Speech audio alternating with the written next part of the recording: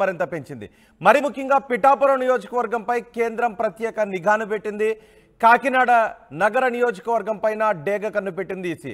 Polling తర్వాత పలు నియోజకవర్గాలలో జరిగిన హింసాత్మక ఘటనలను దృష్టిలో ఉంచుకొని కౌంటింగ్ ప్రక్రియపై ఎన్నికల కమిషన్ స్పెషల్ ఫోకస్ పెట్టింది. హింసాత్మక ఘటనలు జరిగే నియోజకవర్గాలను గుర్తించి అక్కడ అదనపు బలగాలను మోహరించడానికి ప్రత్యేక చర్యలు తీసుకుంటూ ఉన్నారు. గొడవలకు దిగే వ్యక్తులను గుర్తించి నివేదిక ఇవ్వాలని ఆదేశాలు జారీ చేశారు.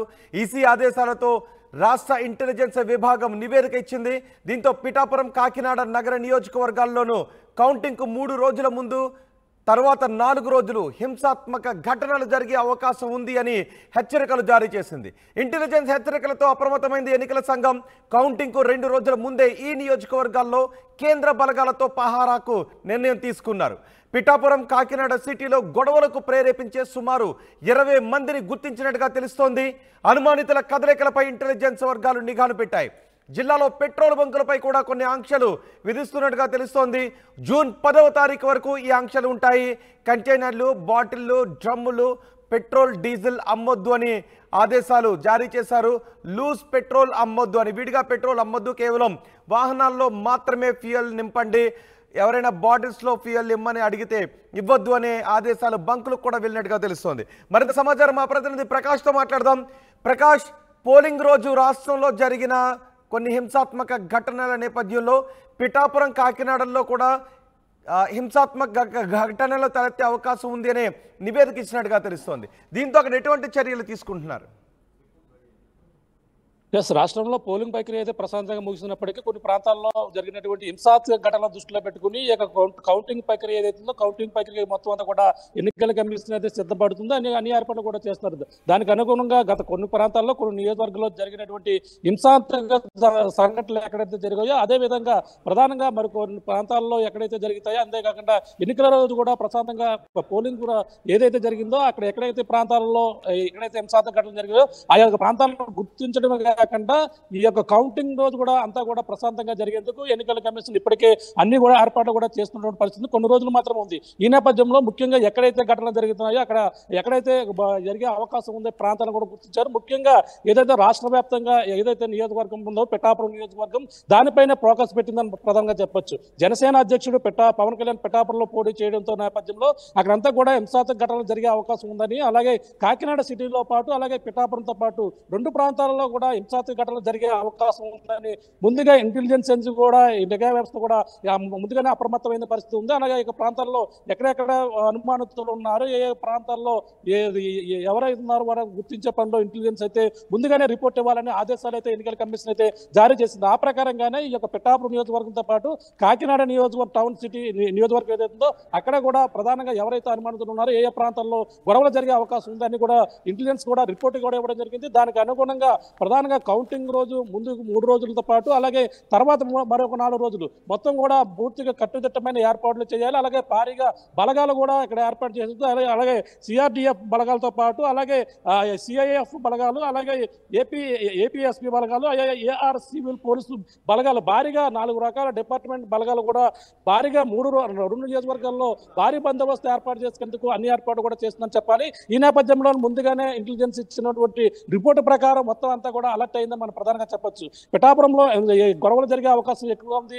ఎందుకంటే అక్కడ కౌంటింగ్ రోజున కూడా జన సైనికులు కావచ్చు, అలాగే వైసీపీ నాయకులు కూడా భారీగా ఇరు వర్గాల మధ్య కూడా ఘర్షణ దిగే అవకాశాలు ఎక్కువ కనబడుతున్నాయని చెప్పొచ్చు. ఈ నేపథ్యంలో గతంలో పోలింగ్ నాడు కూడా ఇదే ప్రక్రియ కొన్ని ప్రాంతాల్లో ప్రకాష్, నిజానికి ప్రచార సమయంలో హోరాహోరీగా జరిగినప్పటికీ పోలింగ్ మాత్రం ఆ నియోజకవర్గాల్లో ప్రశాంతంగానే ముగిసింది. కానీ ఇంటెలిజెన్స్ మాత్రం పోలింగ్ కౌంటింగ్కి 3 రోజుల ముందు, కౌంటింగ్ తర్వాత 4 రోజులు కొన్ని హింసాత్మక ఘటనలు జరిగే అవకాశం ఉందనే అభిప్రాయానికి రావడానికి కారణం ఏంటి? అలాంటి సంకేతాలు ఏమైనా కనిపిస్తున్నాయి అక్కడ?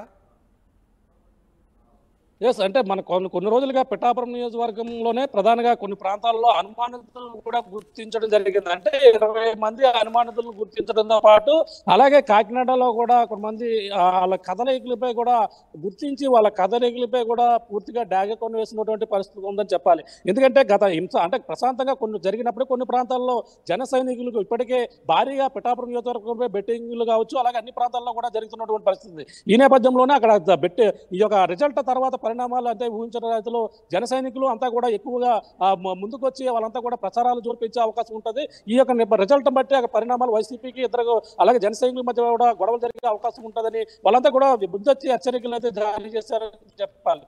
ఈ నేపథ్యంలోనే వాళ్ళంతా కూడా అక్కడ ఇంటెలిజెన్సీ విభాగం ఏదైతే ఉందో ముందుగా అలర్ట్ అవ్వడే కాకుండా అక్కడ ప్రధానంగా అక్కడ ఉన్నటువంటి పెట్రోల్ బంకులపై కూడా ముందుగా కాకినాడ జిల్లాలో ఉన్నటువంటి 2 నియోజకవర్గాలపైన పూర్తిగా ఫోకస్ పెట్టింది. అక్కడ ఉన్నటువంటి జేసీ ఎవరైతే ఉన్నారో జేసీ కూడా పెట్రోల్ బంకులు కూడా ఆదేశాలు జారీ చేశారు. ఎవరు కూడా ఆ పెట్రోల్ బాటిల్లోను అలాగే ట్యాంకర్లోను అలాగే డబ్బాల్లోనూ కూడా ఎవరు కూడా విడిగా పెట్రోల్ డీజిల్ కూడా అమ్మవద్దని అలాగే కేవలం వాహనాల్లో మాత్రమే నింపాలని ఒక హెచ్చరిక కూడా నోటీసులు కూడా జారీ చేసింది. ఈ యొక్క ఆంక్షలు జూన్ 10 వరకు కూడా ఉంటాయని చెప్పడం జరిగింది. అలాగే ప్రధానంగా కాకినాడ సిటీలో ఇదే ప్రధానంగా చూసుకుంటే అక్కడ వైసీపీ అభ్యర్థిగా ఉన్నటువంటి దోరపూడి చంద్రశేఖర్ రెడ్డి అలాగే టీడీపీ అభ్యర్థి వనమాడి కొండబాబు ఇద్దరి మధ్య కూడా ఆ రోజు పోలింగ్ నాడు కూడా కార్యకర్తలు ఇరువురి మధ్య కూడా ఘర్షణ వాతావరణం జరుగుతుంది. 27 వార్డులో అత్యంత ఎక్కువగా అక్కడ గొడవలు జరిగాయి. ఈ నేపథ్యంలో అక్కడ కాకినాడతో పాటు వైసీపీ పిఠాపురంలో కూడా ప్రధానంగా కొన్ని ప్రాంతాల్లో కూడా గొడవలు జరిగినాయి. చెదురుమరుగు సంఘటనలు జరిగాయి. కానీ రిజల్ట్ తర్వాత పరిణామాలు అంటే కొంచెం అదుపు తప్పే అవకాశం ఉందని ఈ ఇంటెలిజెన్స్ వచ్చిన రిపోర్టు ఆధారంగానే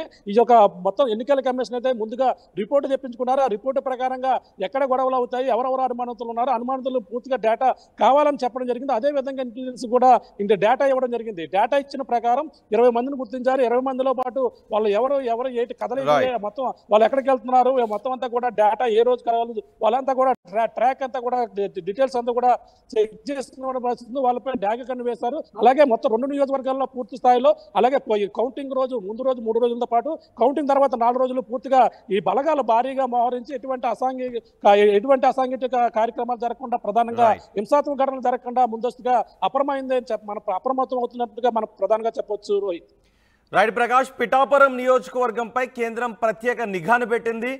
కాకినాడ సిటీ పైన డేగ కన్ను పెట్టింది. పోలింగ్ తర్వాత పలు నియోజకవర్గాల్లో జరిగిన హింసాత్మక ఘటనల దృష్టిలో ఉంచుకొని కౌంటింగ్ ప్రక్రియపై ఎన్నికల కమిషన్ స్పెషల్ ఫోకస్ పెట్టింది. హింసాత్మక ఘటనలు జరిగే నియోజకవర్గాలను గుర్తించి గొడవలకు దిగే వ్యక్తులను గుర్తించి నివేదిక ఇవ్వాలి అని ఆదేశాలు జారీ చేసింది. ఈసీ ఆదేశాలతో రాష్ట్ర ఇంటెలిజెన్స్ విభాగం నివేదిక ఇచ్చింది.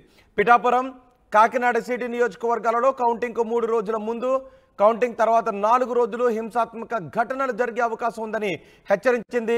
ఇంటెలిజెన్స్ నివేదికతో ఎన్నికల సంఘం అప్రమత్తమైంది. కౌంటింగ్కు 2 రోజుల ముందే ఈ నియోజకవర్గాల్లో కేంద్ర బలగాలతో పహారాకు నిర్ణయం తీసుకుంది.